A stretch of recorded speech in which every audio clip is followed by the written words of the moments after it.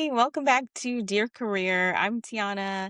Thank you for joining me today as your career coach. I am continuing on that topic of things to negotiate outside your offer. Today, we're going to get into just focusing on the benefits. I'm actually thinking that maybe I should release these as a little bit of like a bundle or a cluster of episodes because they all kind of go together. And when I first started these episodes, I thought, okay, maybe I should just go into one topic, overall negotiating things outside the offer, but I thought, okay, we can actually break this down a little bit further and chunk it out into different pieces because maybe there are things that you'd like to negotiate, but it's not, maybe it's just in one category or one area. And so hopefully this helps to organize my thoughts a little bit more, but hopefully also help you when you're looking at things that you would like to negotiate that are maybe in a specific key area. So, like I said, today we're going to get into benefits. This one can be a little bit more rigid, a little bit more tricky. There are potential options for negotiating here.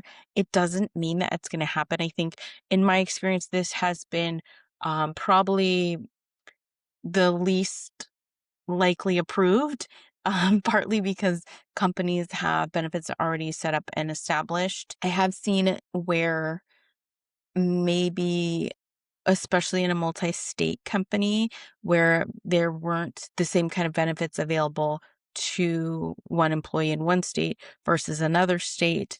The plans might have been a little bit different. So, and it wasn't that they weren't equitable, it's just what was available in that state. And so it can get a little tricky. And so I have seen this be a topic of discussion with negotiation.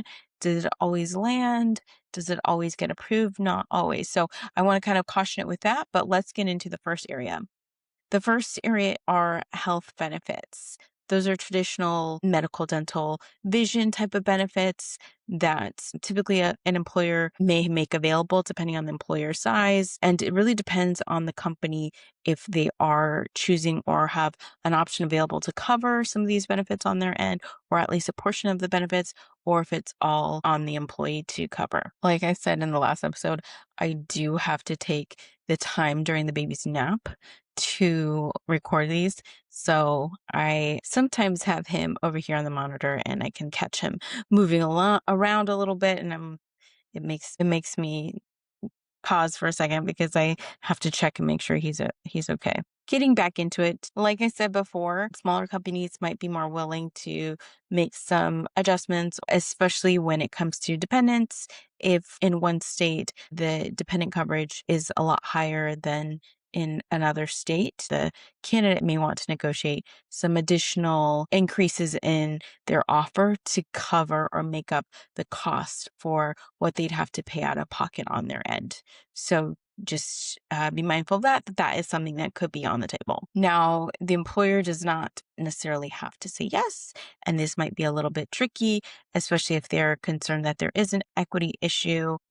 I think that there absolutely can be a case for women, especially if they have children, to negotiate and try to make sure that they're covering medical costs for their family and their children. It does not hurt to ask to request negotiation for this part, especially when you're looking for the numbers. The other thing is employers, when they're making the offer, they typically allow a certain period of time, usually a standard is about 3 days, to review the offer and then get back with any questions. So take that time when you're receiving an offer to really review the numbers. If the company, if they do have benefits, they should be providing some kind of benefit calculator or some additional details when it comes to the benefits and what covers and what doesn't cover and just numbers around that. So take your time to really look through those numbers, calculate it, get somebody in your corner to take another second look in case you're thinking something is not right for you or it doesn't make sense or it doesn't add up or it's not going to fit what you need it to fit. So that way you have some concrete language that you can bring back to the employer to request in a negotiation process. The next piece of benefits that I would recommend negotiating outside your offer, that could be retirement benefits. Now, this just depends if the company does have a 401k or if they have a pension or whatever that is. There might be some flexibility around things that you can negotiate. Things like matching, company matching, or time period vested. Um, those are things that there might be some ability to negotiate. So it's something to get curious about if that is something that you're interested in. Again, like I said, there's nothing that's guaranteed, but it doesn't hurt to ask. The company might be limited depending on equity. If there is a standard matching that they already have set in place, they may want to just say, no, we can't do that because we want to keep things equitable for everyone. But if they don't have a standard matching, that might be something that they might be willing to be flexible about. Maybe the company doesn't match at all, and you want to request like a 5% match or something. Something, again, you can request. You'd want to put it in writing. The other part is an earlier vesting period. Sometimes companies have like a 1 year vesting period. I would say the vesting might be a little bit easier for you to negotiate because on the admin side, it's a little bit easier in systems to go in and kind of adjust that vested period for a one-off or a single employee versus a overall company match. So there could be some flexibility in this if you want to have vesting period to be maybe 6 months rather than a year, maybe 90 days rather than a year, whatever it is. That's something that you'd want to consider in asking when it comes to what that time looks like. The next one, as far as a benefit would go, would be parental leave. Now, I did talk slightly about this in a previous episode when I talked about a sabbatical. This one, a parental leave, I would consider it more of a benefit because there are some companies that don't have a leave of absence or any kind of leave of absence policy, especially around a parental leave. It's not a law requirement. And unfortunately, here in the United States, there aren't regulated company laws around this, whereas I know in other countries there are extended periods extended periods of time for women to be out to give birth to their children or add a child to their family.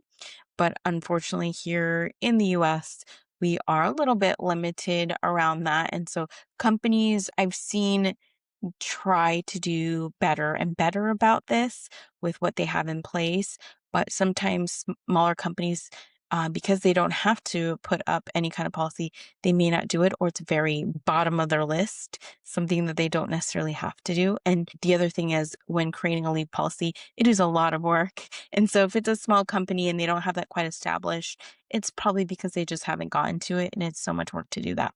But if there isn't anything in place or the parental leave program is very limited, maybe it's only 3 weeks or whatnot, and you want to negotiate an additional week, that's something that you can request. I would put that, again, make sure it's in writing. Once it's on your offer, it's on your offer. It could be time off that's more of like a baby bonding time or a new parent time. And just depending on what your um plans are when it comes to having a family and how you envision that to be, I would think about what that plan would look like so you can bring a timeline in place if you've looked at the parental leave program and it's not really meeting your needs. What does that look like for you? What I'm referring to is specifically what the company covers outside of what any kind of state coverage would be, any kind of benefits that you paid into personally. Those are going to be completely different, and that will be allotted its own time with a payment from the state if you've paid into any of those in your paycheck stub. So just be mindful that company may provide 1 week, 3 weeks, 1 month, whatever. If it's not something that's going to align with what you want, it's again another option for negotiation. Okay, the last one I have here as far as a benefit is a severance package. This one may be a little bit more controversial, but there are a lot of companies who may not have a structured severance package in place or a severance policy in place. And that's in a way to keep the employer protected and keep the employer safe so they have a little bit more flexibility to meet people where they are. But I have seen this before in different kinds of roles when people negotiate coming in, especially if they're in a startup world and you don't know necessarily what's going to happen in the startup world.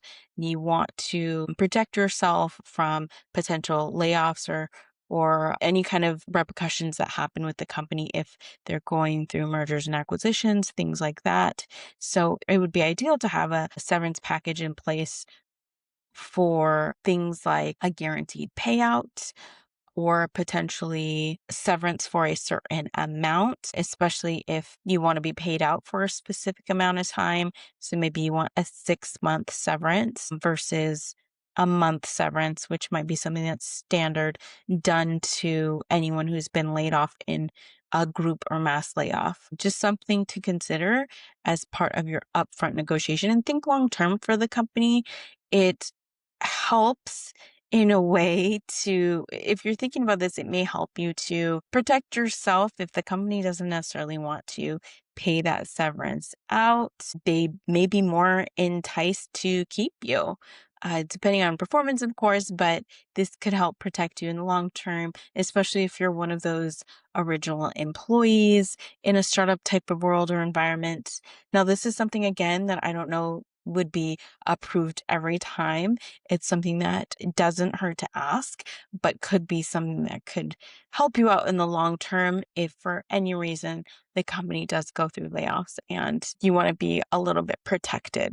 I see this a little bit more in sales functions and sales roles, especially because if a company is not doing well, sales teams are traditionally one of the first groups of people to go, because if companies aren't performing in the way that they need to perform, the sales team needs to, ineffective sales members may need to be moved out in order to bring either new talent in or adjust and pivot the strategy of the sales cycle. So those were the pieces I had today to go through when it comes to negotiating outside the offer benefits category. So I hope that these were helpful. Please feel free to send me some comments on the Instagram. Share some things. That's at Dear Career Podcast on Instagram. Feel free to also send me a message on the speak pipe if you want to leave me any kind of voicemails. That way I can address it in a future episode if it is something that might be helpful for you. I'd love to hear what's going on. If you use any of these areas to negotiate, or if this episode helps you, please let me know. I want to hear about it. Share in the comments. Don't forget to like, comment, subscribe if you're on the YouTube. But if you're just listening to this, feel free to send me a review and write a review. I would really appreciate it. All right. Again, good luck. I hope that you're using this knowledge to the best of your ability and it's helping you. And I want to hear about it. So let me know. Until next time, I'll see you again.